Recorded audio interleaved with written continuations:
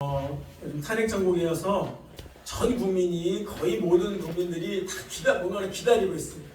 그 기다림은 특별히 우리 하나님을 믿는 복음의 진리를 믿고 하나님의 정의와 공의가 나타나기를 바라는 많은 믿음의 성도들은 하나님의 뜻이, 하나님의 정의롭고 공의로운 뜻이 이루어지기를 기다릴 것입니다. 그것이 아니라 하더라도 세상에 많은 우리 이웃들, 이 땅의 국민들도 정의와 공의가 실행되어지기를 간절히 원할 것입니다. 이 사순절 주간에는 참 많은 일이 있었던 것 같습니다. 2014년에 세월호 참사도 사순절 기간에 있었습니다. 그리고 아이들의 첫 주검이 물에서 올라올 그 시신을 수습하는 첫 뉴스가 나왔던 때는 놀랍게도 부활주일 아침이었습니다. 그때 우리 김경식 목사님 중고등부 설교를 제가 그때 있었는데 앞에 찬양인도 하고 지금도 생생히 기억합니다. 내 생에 이렇게 가슴 아픈 부활주일은 처음이다. 그때 정말 많은 고통들이 있었습니다. 그 고통은 마를 날이 없는 것 같습니다. 우리가 주님의 그 은혜와 주님이 주시는 그 소망이 아니면 마를 날이 없는 것 같습니다. 고통스러워도 그런 이 시간에 우리 다 함께 하나님의 뜻이 하늘에서 이루어졌듯이 이 땅에서도 이루어질 것을 믿읍시다. 하나님의 역사가 그것을 말해주고 이 역사를 보면 그렇게 영원할 것 같았던 독재와 불의도 시간이 지날 때 하나님께서 드러내시고 하나님의 공의가 역사 가운데 펼쳐짐으로 말미암아 다 그것들이 속절없이 무너져 내렸습니다. 악은 부지런해서 계속 또 다른 악들이 우물 틔우고 이 땅 위로 올라오지만 결국 하나님의 거룩하신 뜻이 승리하고야 말 것을 믿습니다. 아멘. 그러기에 기도할 때 답답하지만 때로는 답답하고 우리 마음이 너무나 혼란스럽고 힘이 들 때도 있지만 주님 주시는 그 소망을 굳게 붙잡고 이 나라에 하나님의 뜻이 바르게 펼쳐지기를 기도하는 사순절 기간을 보내시는 우리가 되었으면 좋겠습니다. 아멘. 오늘 이 앞다투어 좁은 문으로 라는 이 제목은 새한글 성경에 있는 버전입니다. 개역 개정에는 좁은 문으로 들어가기를 힘써라 이렇게 나와 있죠. 그런데 앞다투어 좁은 문으로 라는 이 번역이 더 많이 와닿아서 제목을 이렇게 적어봤습니다.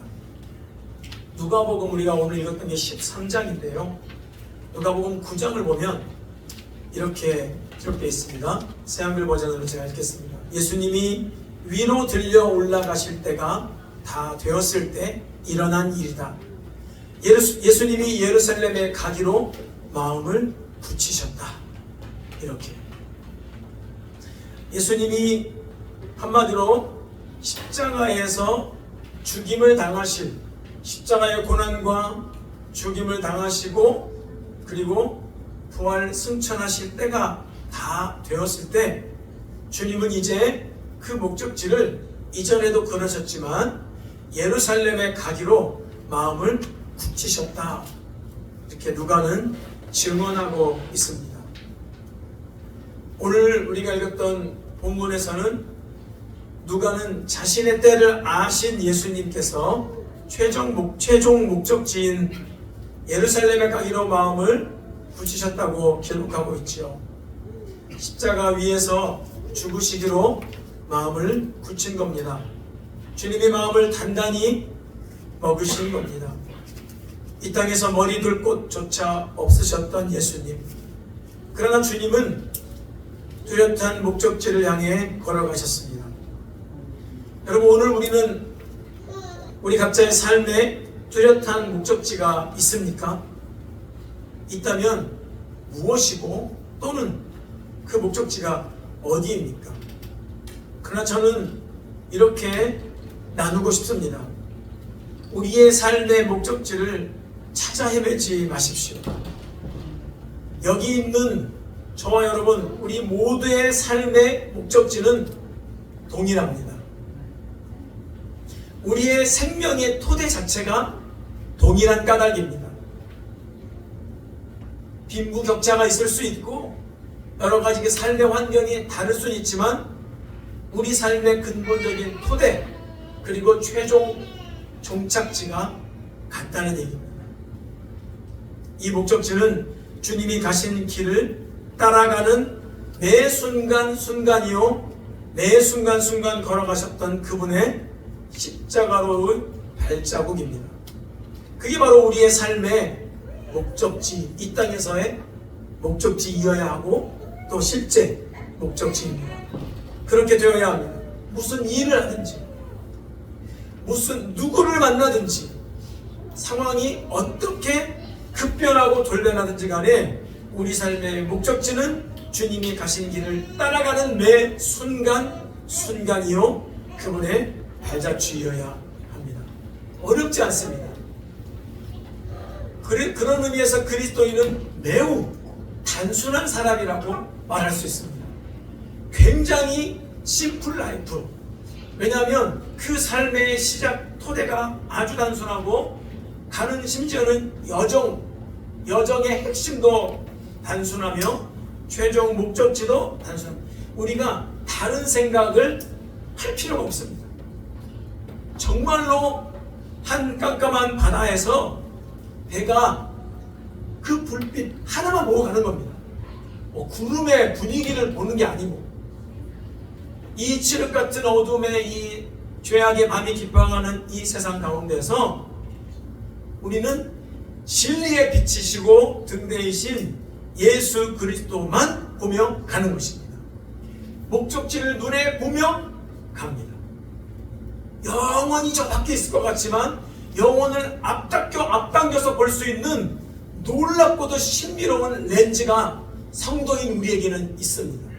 그래서 참으로 힘겨운 오늘 현실을 살아가는데 우리가 영원한 기쁨을 앞당겨서 누리며 갈 수 있습니다.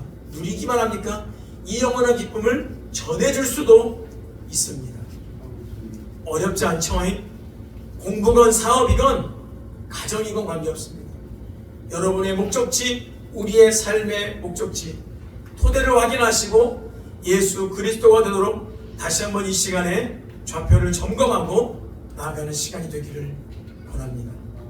예루살렘을 향해 가시는 그 여행길에서 주님은 오늘 말씀하셨처럼 여러 도시와 마을을 거쳐 가셨습니다. 가시는 곳곳마다 거기서 하나님 나라 복음을 가르치면서 가셨다고 기록합니다. 오늘 우리도 우리 삶의 여정길에서 하나님 나라 복음으로 바르게 가르침을 받으며 또 더 나아가 하나님 나라 복음을 전하며 우리 자녀에게 전수하며 믿지 않는 잃어버린 영혼들에게 전하며 주님 가신 길을 따라가야 하는 것입니다. 그런데 이 가는 여정 가운데 어떤 사람이 예수님께 여쭈었습니다. 주님, 구원받는 사람이 적은가요? 주님, 구원받는 사람이 적은가요? 오늘날에 덮어놓고 복음을 말하면서 왜곡시키고 자기중심적인 복음을 복음이라고 말하는 사람들의 입장에서는 이렇게 말할 것 같습니다. 주님, 구원받는 사람이 많죠? 우리 구원 받았죠? 이렇게 물어보고 싶을 겁니다. 그런데 오늘 예수님이 예루살렘에 가시기로 거기서 십자가에서 죽으시기로 마음을 굳히셔서 그 길을 걸어갈 때 한 사람이 주님 구원받는 사람이 적은가요? 라고 물어봤을 때 그 질문이 조금 우리에게 낯설게 다가옵니다. 그렇죠? 기왕이면 구원받는 사람이 많은가요? 많죠? 이렇게 묻지 않고 적은가요? 라고 묻습니다. 여러분 이 질문에 대해서 어떤 마음이 드십니까? 사실 이 질문은요 제2성전기 유대교에서 흔하게 발견되는 질문이라고 합니다. 제2성전기란 유대인의 역사에서 예루살렘의 제2성전이 존재했던 기원전 516년에서 서기 70년, 그러니까 로마의 티토 장군에 의해서 예루살렘이 완전히 주님 예언대로 돌 위에 돌 하나 남지 않고 다 예루살렘 성벽이 허물어졌을 그 서기 70년까지의 그 기간을 제2성전기라고 말합니다. 이때 바리새파, 사두개파, 에세네파, 열심당, 심지어 이 시기에 초기 기독교도 이 시기에 형성이 되었습니다. 두 번째 예루살렘 성전을 중심으로 유대교가 활발하게 되었음을 알 수 있습니다. 그런데 그 제2성전기 유대교에서 여러 문헌들이 있거든요. 그것을 외경이라고 하는데 우리 캐톨릭 성당에 다니시는 분들은 그 공동번역 성서에는 그 외경이 성경으로 포함되어 있습니다. 그러나 우리 개신교에서는 그 외경을 정경으로 인정하지 않습니다. 그래서 외경이라고 부르는데 그 유대교 문헌들 속에 이런 기록들이 있습니다. 들어보십시오. 지극히 높으신 분이 많은 사람들을 위해 이 세상을 만드셨지만 다가올 세상은 단 몇 사람을 위한 것이다. 이게 에스라사서 8장 1절에 기록되어 있는 말입니다. 이처럼 적은 사람들이 구원을 받을 것이다 라는 내용은 다른 유대교 문헌에도 나온다고 합니다. 대표적으로 에스라서뿐만 아니라 에스드라스 2서라는 책도 있는데요. 에스드라스 2서 9장 15절에서 16절을 보면 지극히 높으신 분은 이 세상을 많은 사람들을 위해 만드셨지만 다가올 세상은 소수의 사람들만을 위한다 라고 거의 비슷하게 기록되어 있다고 합니다. 그러니까 주님, 구원받는 사람이 적은가요? 라는 질문은 기원전 516년부터 제2성전기 기간 동안에 어쩌면 전통적으로 이어져 내려왔던 질문이고 어떤 사상이라고 생각할 수 있겠습니다. 그에 대한 대답은 뭘까? 소수의 선택받은 사람들, 선민, 택함을 받은 민족들, 남은 자들, 그들만 구원받는다라는 유대교만의 선민 사상으로 이어져 왔던 것입니다. 구원받은 사람들의 이 숫자, 구원받은 사람들의 수에 대한 이 질문은 이처럼 당시의 관심을 반영하기도 합니다.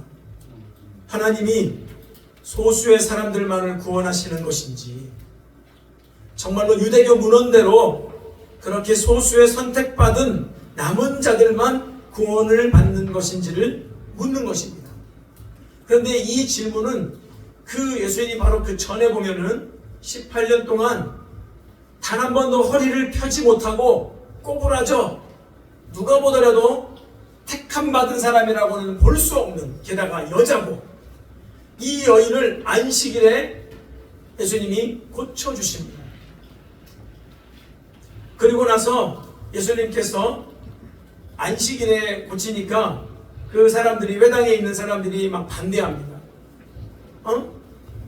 기간이 있으니까, 일할 날이 엿새가 있으니 그동안에 와서 고침 받아야지 안식일에는 하지 말아야 한다, 이렇게 말을 합니다. 그때 주님께서 이 외식하는 자들아, 이 위선자들아, 너희가 각각 안식일에 각각 자기의 소나 나귀를 외양간에서 풀어내어 이끌고 가서 물을 먹이지 않느냐? 그러면 18해 동안 사탄에게 매임받은 이 아브라함의 딸을 안식일에 이 매임에서 푸는 것이 합당치 아니하냐? 예수께서 이 말씀을 하실 때 모든 반대하는 자들은 부끄러워요. 누가 주로 반대했을까요? 누가 봐도 선택받은 사람 같은 바리새파 사람들, 사두개파 사람들, 에세네파 사람들, 거룩하게 보이는 그런 사람들이 아니었겠습니까? 그런데 그렇게 주님이 행하셨던, 사탄에게 매임받아서 자유케 되었던, 구원하여 주셨던 그 여인을 고치셨던 예수님 앞에 그걸 반대했던 자들은 예수님께서 말씀하실 때 그들은 부끄러움을 당했습니다. 그리고 온 무리는 그가 하신 모든 영광스러운 일을 기뻐했다, 이렇게 말합니다. 그리고 나서 예수님께서 하나님의 나라를 비유할 때 겨자씨와 누룩으로 비유를 하십니다. 겨자씨는 모든 씨앗 중에 가장 작은 씨앗이지만 그 하나를 사람이 자기 채소밭에 심었는데 나중에 자라서 나무가 되어서 공중의 새들이 그 가지 위에 깃들었다. 하나님 나라가 얼마나 크고 얼마나 많은 그 새들이 모여서 깃들일 수 있는지, 얼마나 크게 확장되는지를 보여주는 거예요. 두 번째는 하나님의 나라가 무엇으로 비교할까? 마치 여자가 가루 서말 속에 갖다 넣어 전부를 부풀게 한 누룩과 같다. 누룩은 가루 속에 들어가면 뭐가 누룩이고 뭐가 가루인지도 몰라요. 그러나 가루 속에 들어간 누룩으로 말미암아 그게 전부를 부풀게 합니다. 이것도 확장을 시킵니다. 그러니까 주님의 이 실제로 사탄에게 매인받았던, 그러나 아브라함의 딸이라고 선언하시고 해방시켜 주셨던, 구원하여 주셨던 그 실제 기적적인 사건과 오히려 남은 자라고 여김을 받았던 그 부유하고 많이 배웠던 사람들, 선택받은 자라고 여겨왔던 그 사람들이 부끄러움을 당하고 주님이 겨자씨와 누룩의 비유를 통해서 많은 사람들이 구원을 받을 것을 이렇게 말씀하실 때 제2성전기 그에 익숙했던 유대교 사람들은 질문할 수밖에 없는 거겠죠.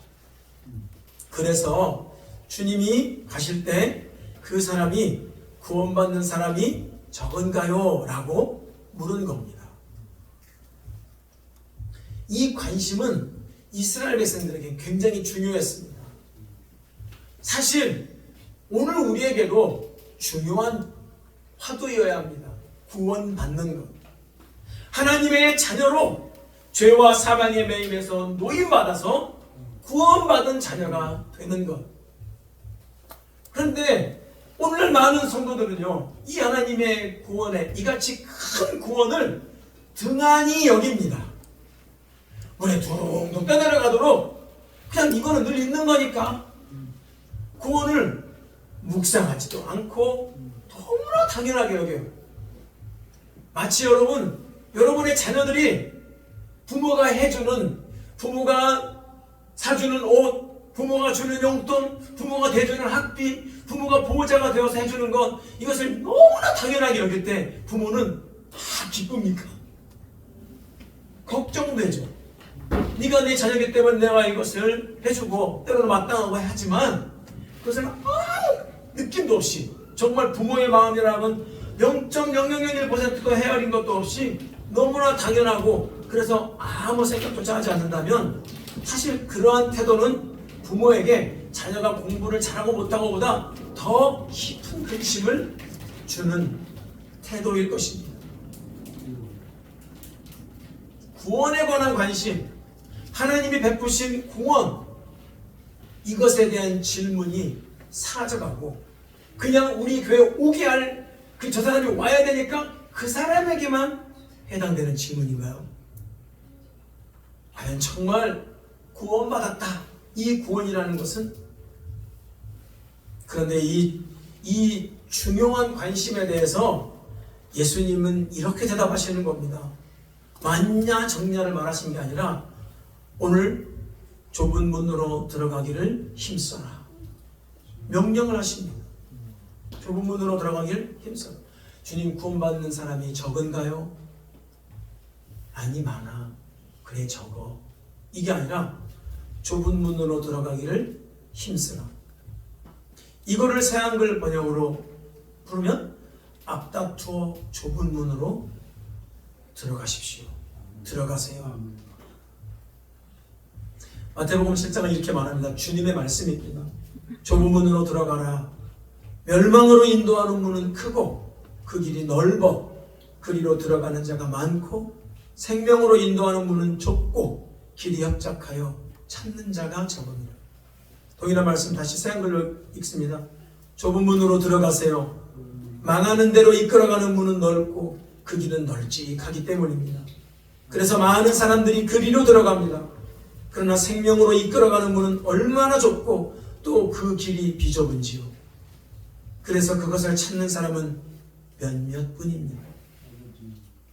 좁은 문으로 들어가기를 힘쓰라고 했을 때, 주님께서 하셨을 때 힘써 단어는 신약 성경에서 이곳에만 등장하는 단어라고 합니다. 운동선수가 시합을 하거나 군인이 전쟁을 치를 때 사용되는 단어입니다. 운동선수가 시합할 때, 얼마 전에 세계적인 세계의 권위를 자랑하는 전 영국 오픈 배드민턴 대회에서 우리 안세영 선수가 우승했습니다. 허벅지 근육이 파열된 상태에서 우승했습니다. 그 사람의 수비력은 가히 정말 세계 탑 오브 더 탑입니다. 늘 고질적인 무릎 부상을 달고 살았던 그가 얼굴을 찡그리면서도 그 수비를 해내는 모습을 보면 정말 감동적이기까지 합니다. 그 운동선수가 그 시합에서 그 자기가 뜻하는 목적을 이루기 위해서 힘을 쓰는 것, 그게 바로 오늘 이 단어입니다. 또 제2성전기에 기록된 문서 중에 하나인 마카비 하서가 있습니다.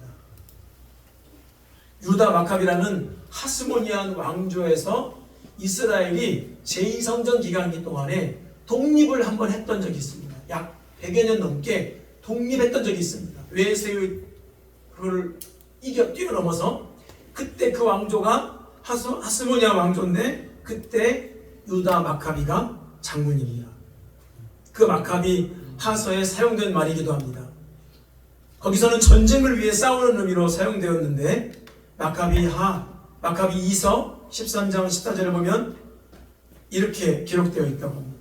결과는 천지를 창조하신 분께 맡기고 부하들에게는 율법과 성전과 수도와 나라와 전통을 위해서 죽기까지 고결하게 싸우라고 격려한 다음 유다는 모대인 근처에 진을 쳤다. 죽기까지 고결하게 싸우는 것. 그게 이 단어가 예수님께서 좁은 문으로 들어가기를 힘써라 라고 했을 때 그 힘쓰란 단어의 사용예입니다. 한마디로 주님은 좁은 문으로 들어가기를 죽기까지 몸부림치며 그 문으로 들어가라고 말씀하신 것입니다. 사실 구원받은 수가 적습니까?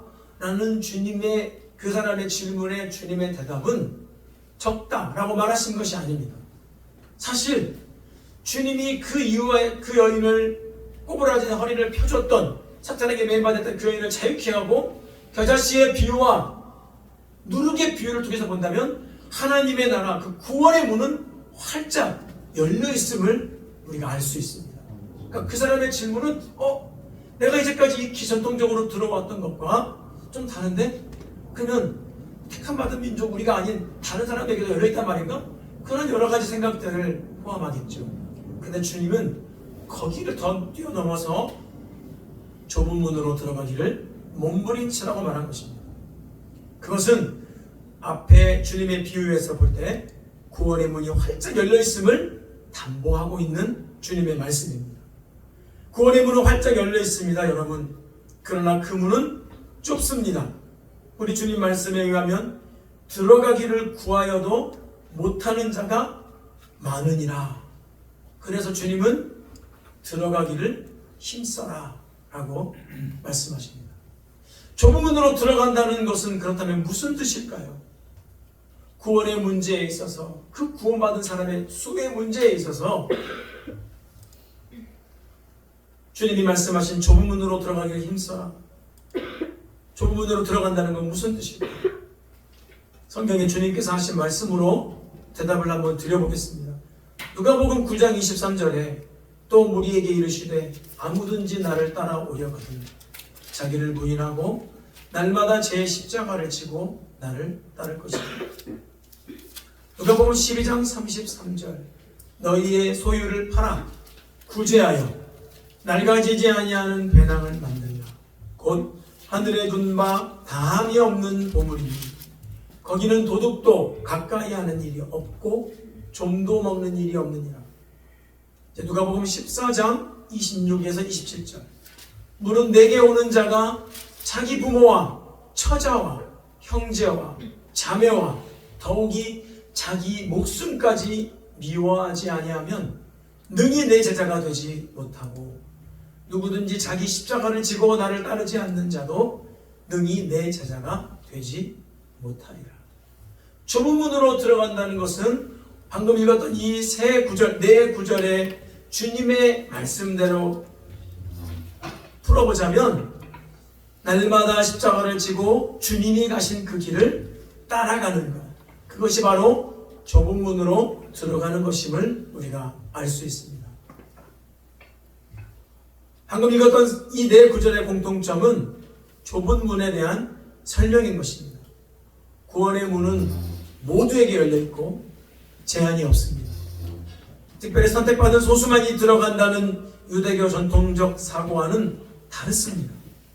그러나 예수께서 제시하신 길을 따르는 자들만 들어갈 수 있는 문이라는 사실을 기억해야 합니다.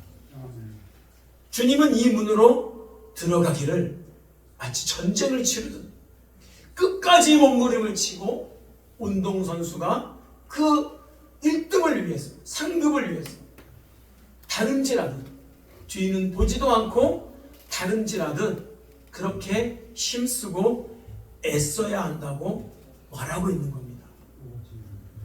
우리 서민이니까 지금 네가 그렇게 제2성전 기간 동안에 예루살렘 성전을 보면서 전통을 자랑하고 우리는 가문을 자랑하고, 그게 아니다.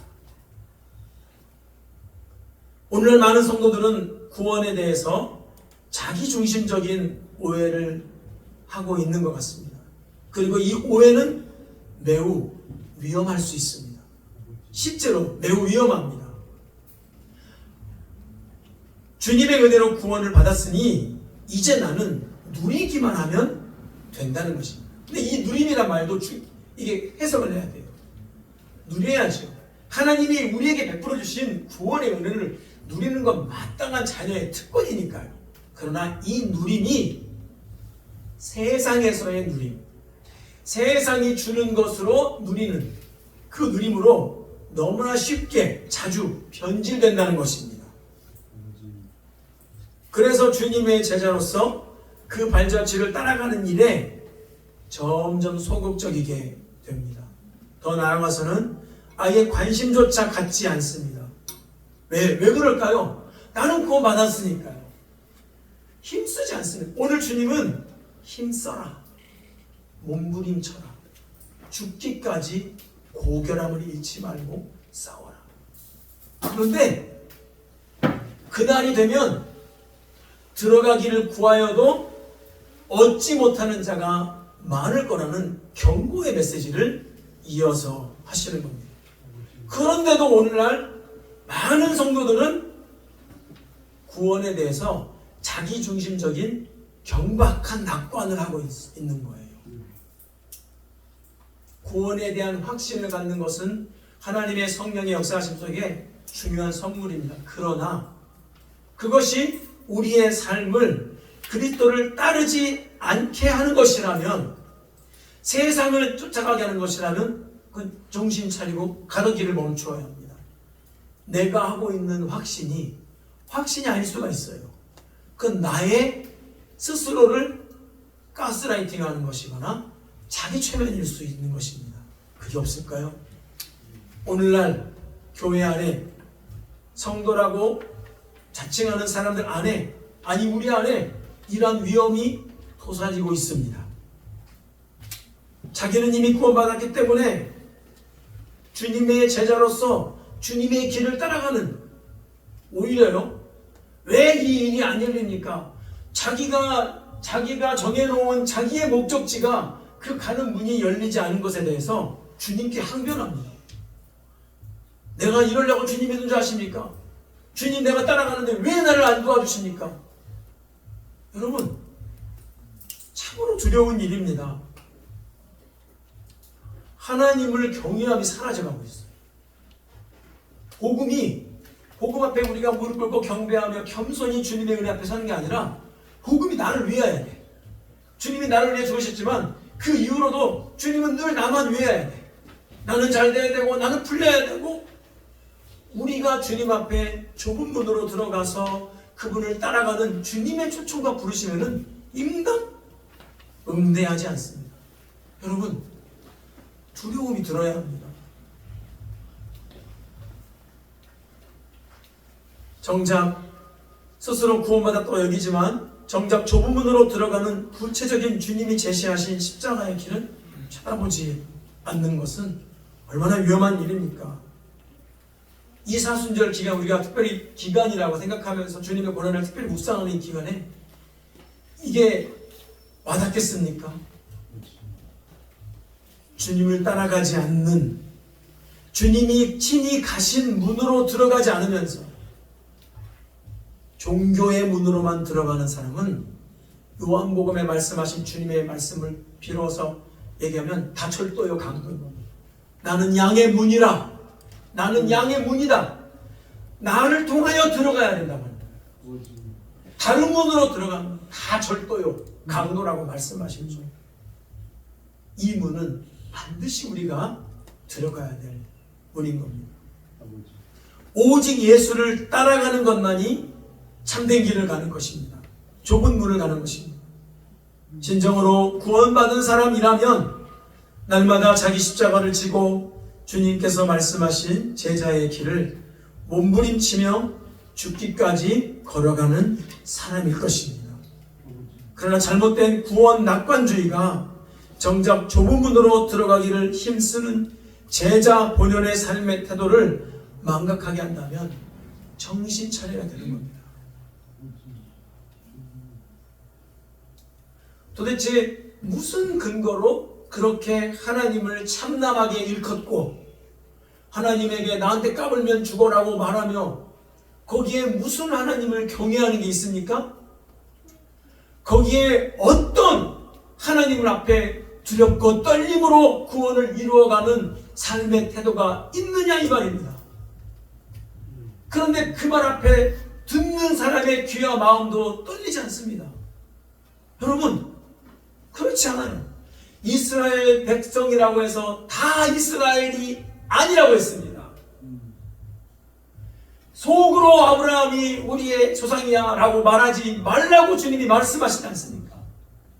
이 돌들로도 아브라함의 자손이 되게 할 수 있다고 말씀하셔도 자기는 곧 죽어도 아브라함의 자손이래요. 좁은 문으로 들어가는 힘씀이 없고 애씀이 없어요. 그냥 편하고 싶은 것밖에 없어요. 그냥 렌즈가 영원을 바라보는, 저 영원한 주님의 본향을 바라보는 렌즈는 없고 잠깐 이 세상에서 필요한 렌즈만 쓰고 있는 거예요. 이 세상이 주는 서클 렌즈만 쓰고 있는 거예요. 복음의 렌즈가 아니에요. 이거는 오늘날 한국 교회에 우리에게 있어서 매우 우리가 경각심을 갖고 살아가야 하는 것입니다. 여러분, 지금 구원의 문에 들어갔다라는 내 확신은 착각일 수 있습니다. 그렇게 말하면은 안 되죠. 목사가. 아니요. 목사이기 때문에 이렇게 말해야 되겠습니다. 왜냐? 그 문으로 힘써 좁은 문으로 들어가기를 애쓰지도 않고 힘쓰지도 않으면서 구원받았다고 내가 마치 하나님이 자리에 서가지고 말할 수는 없기 때문입니다. 저나 여러분이나 똑같습니다. 단 1%도 다르지 않습니다. 그렇기 때문에 말하는 저도 더 두려운 마음으로 하나님 앞에 서서 말합니다. 정신 차려야 합니다. 지금 한국교회가 그렇습니다. 또한 지금 구원의 문에서 아무리 봐도 내가 멀다고 생각이 든다 하더라도요, 사실 이 시간 주님의 이 말씀 앞에 겸손히 이 말씀을 받아들이고 그 길을 가기 위해서 내 남은 삶을 쏟겠다 주님 앞에 다시 결단한다면 그 사람이 바로 좁은 문으로 들어서는 사람이 아니겠습니까? 왜 그렇게 말해? 내 마음 불안하게. 이거는 합당한 반응이 되어서는 안 돼. 만약에 지금 우리에게 경고로 받아들일 수 있는 마음이 없다면 참으로 두려운 일입니다. 정신을 차리고, 내가 정말 좁은 문으로 들어가기를 힘쓰지 못했구나, 애쓰지 못했구나, 주님의 이 말씀 앞에 내가 날마다 주님을 따라간다고 말은 했지만 그런 삶의 발자취가 내가 보이지 않는구나. 그건 누가 말해도 내가 알고 내 안에 계신 성령이 알고 주님이 내가 아는 거 아닙니까? 우리 삶에서 좁은 문으로 들어가기를 힘쓰는데 가장 소중한 에너지를 써야 할 줄로 믿습니다. 그러지 않고 잘못된 확신 속에만 살아간다면, 다른 곳에만 그리고 에너지를 쏟는다면 그것은 오늘 주님 말씀에 주님과 전혀 관계가 없는 것이라는 것입니다. 오늘 이렇게 말합니다.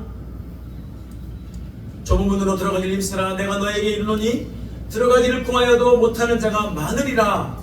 집주인이 일어나 문을 한번 닫은 후에 너희가 밖에 서서 문을 두드리며 주여 열어주소서 하면 그가 대답하여 이르되 나는 너희가 어디서 온 자인지 알지 못하노라 하리니 너희가 그때 말하되 우리는 주 앞에서 먹고 마셨습니다. 주는 또한 우리의 길거리에서 가르치셨습니다. 주님 저 알잖아요. 저 그때 거기 있었는데 저 오병이어 그 빵 먹을 때 거기 나무 밑에서 아이고 그 제가 하나만 더 줄 수 없냐고 그래가지고 주님 그때 여러분 주님은 뭐라고 하시냐면 나는 너희가 어디서 왔는지 재차 알지 못하노라 말씀하시면서 더 나아가 행악하는 자들아 행악하는 모든 자들아 나를 떠나가라 하리라. 심판이죠. 심판의 메시지죠. 좁은 문으로 들어가는 것, 좁은 문으로 들어가기를 애쓰는 것, 이 구원의 문제와 심판의 문제는 연결되어 있는 겁니다. 그러니 좁은 문으로 들어가는 오늘 우리는 심판으로부터 우리가 심판받지 않을 것이고 하나님의 구원의 자녀로 되는 것이라는 그 확신 속에 더 기꺼이 그 문으로 들어가기를 애써야 된다는 것이죠. 거기에 에너지를 쏟아야 되는 것입니다.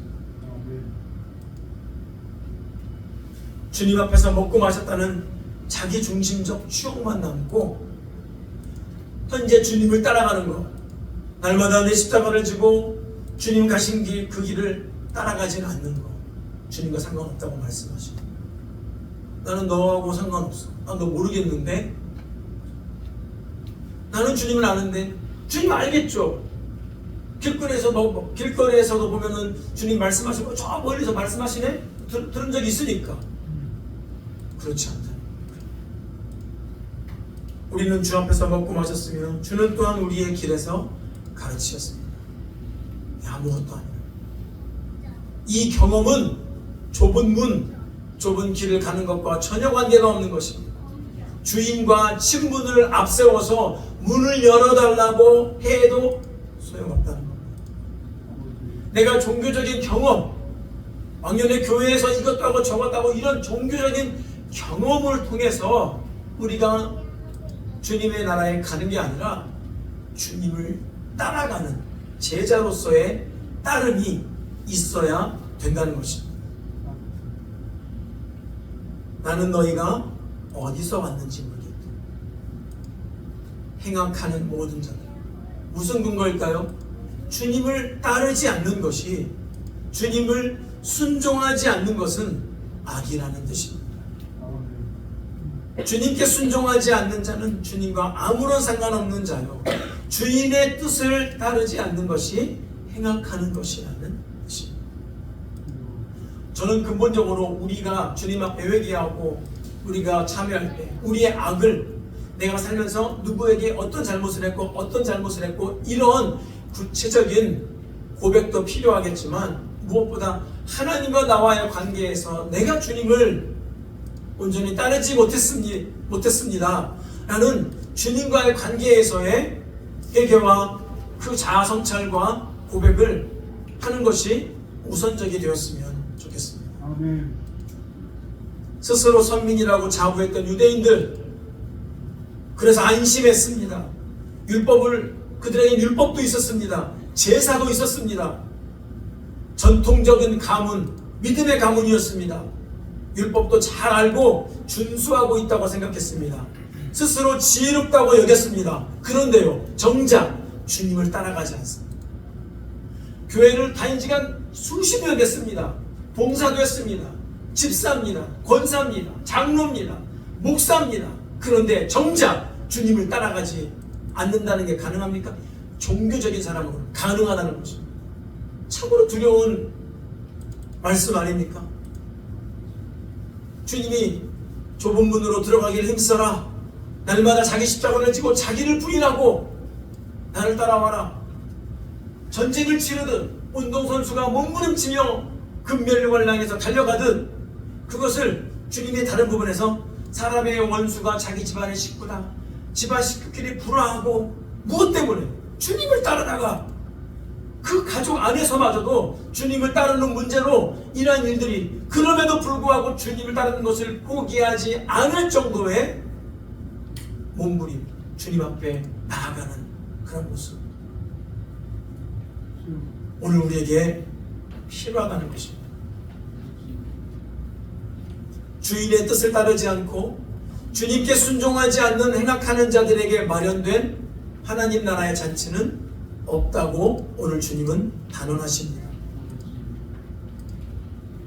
너희가 아브라함과 이삭과 야곱과 모든 선지자는 하나님 나라에 있고 오직 너희는 밖에 쫓겨난 것을 볼 때에 거기서 슬피 울며 이를 갈리라. 사람들이 동서남북으로부터 와서 아까 그 겨자씨의 비유죠. 누룩의 비유죠. 동서남북으로부터 많은 사람들이 와서 하나님 나라의 잔치에 참여할 것입니다. 구원의 문이 확실히 활짝 열려있다는 다시 그 확인의 말씀입니다. 그런데 보라, 나중된 자로서 먼저 될 자가 있고 먼저 된 자로서 나중될 자도 있느니라. 이 말씀이 또 우리에게 경고의 신호를 울리지 않습니까? 주인의 뜻에 순종하지도 않고 예수를 따르지도 않고 몸부림치도 않으면서 나는 구원받았으니까 이 확신이 위험하다는 것입니다. 그리고 주님은 힘쓰라고 말씀하고 계시는 이 명령을 오늘 우리가 순종해야 하는 것입니다. 아멘. 우리가 반드시 알고 기억해야 될 한 가지 사실이 있습니다. 그때가 온다는 겁니다. 이 문은 활짝 열려있지만 영원토록 열려있지 않습니다. 닫혀질 때가 옵니다. 그때는 아무리 두드려도 문이 열리지 않습니다.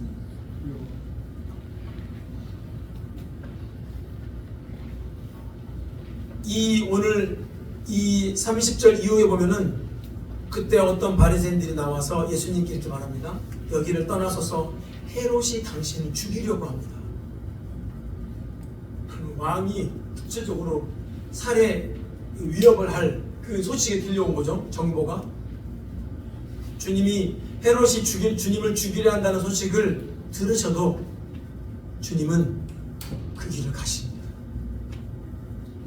주님이 가신 길이 좁은 길이고 주님이 통과해서 가신 길이 그분이 좁은 그 길을 헤롯이 죽이려고 하는 그 위협 속에서도 벗어나지 않으시고 굳게 마음을 먹은 대로 걸어가십니다.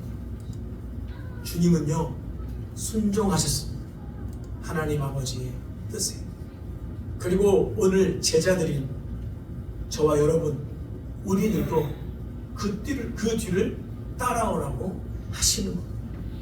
앞다퉈 좁은 문으로 좁은 길로 나아갑시다. 하나님 나라의 잔치가 멀지 않았습니다.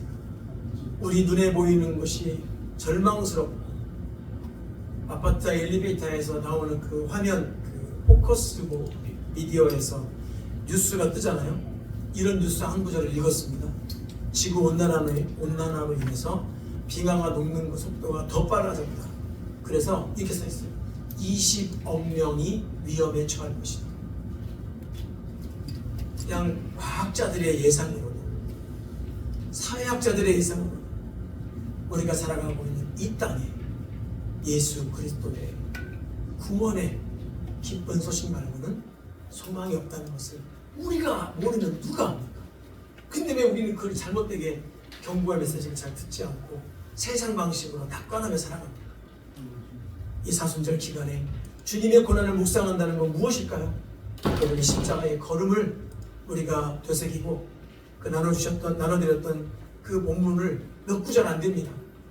그 표를 보면서 하루하루 그저 묵상하시고, 그리고 나도 오늘 주님 가신 그 길을 따라가겠습니다. 그 진실한 고백에서부터 시작하지, 뭐 커다란 일을 행하라는 게 아닙니다. 다른 데로 가서 이 좁은 문이 있는 또 다른 문이 있는 것이 아니고, 우리가 속해 있는 가정, 일터, 모든 관계, 삶의 자리 안에서 우리는 좁은 문으로 걸어가며 아멘. 주님을 따라가는 아멘. 그의 제자가 되어야 하는 것입니다. 아멘. 그럴 때 여전히 그 문은 우리에게 활짝 열려 있으며, 우리는 그 문을 주님을 따라 나는 듯이 걸어갈 수 있는 것입니다. 아멘. 이 길의 여정에 함께 주나 공동체로 부르신 우리는 형제자매 여러분, 성도 여러분, 힘씁시다. 몸부림을 칩시다. 함께 일으켜 세워줍시다. 아멘. 뒤에서 밀 때도 있지만, 앞에서 당겨줄 때도 있지만, 같이 어깨를 걸고 어깨 동무해주며 나아가는 우리가 됩시다. 아멘. 주님으로 축복합니다. 기도하겠습니다. 살아계신 하나님 아버지, 감사드립니다.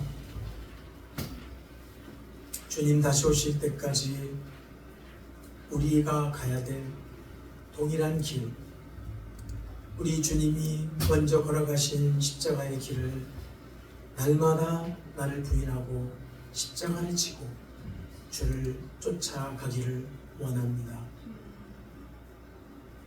세상의 방식대로, 세상의 렌즈대로만 살았던 우리의 죄를 회개합니다. 복음이 왜곡되고 그리스도의 십자가의 길을 자기 부인하며 두렵고 떨림으로 겸손히 그 길을 가기보다 악다구니를 쓰며 살기와 세상의 탐욕으로 그 길을 걸어가서 많은 사람들이 그리스도를 증언하는 것이 아니라 교회가 혐오의 대상으로 증거되는 이 사실 앞에 같은 그리스도인으로 주님 앞에 회개하고 아멘. 주님의 긍휼을 구합니다. 아멘. 주님, 온 국민들이 정의가 실행되기를 기대하고 있습니다. 그것 때문에 살 수 없을 정도라고 말합니다. 가만히 있어도 에너지가 그쪽으로 쏟아집니다. 그러면 여지없이 마음이나 생각이 힘들어지곤 합니다. 그러나 오늘 그럼에도 불구하고 우리가 주님의 십자가의 그 길, 주님이 가신 그 길, 나를 위하여 가신 그 길, 이제 나도 주님의 영광을 위하여 걸어가야 될 그 길을 가기 위한 몸부림은 어디에 있는지 찾아볼 수가 없습니다.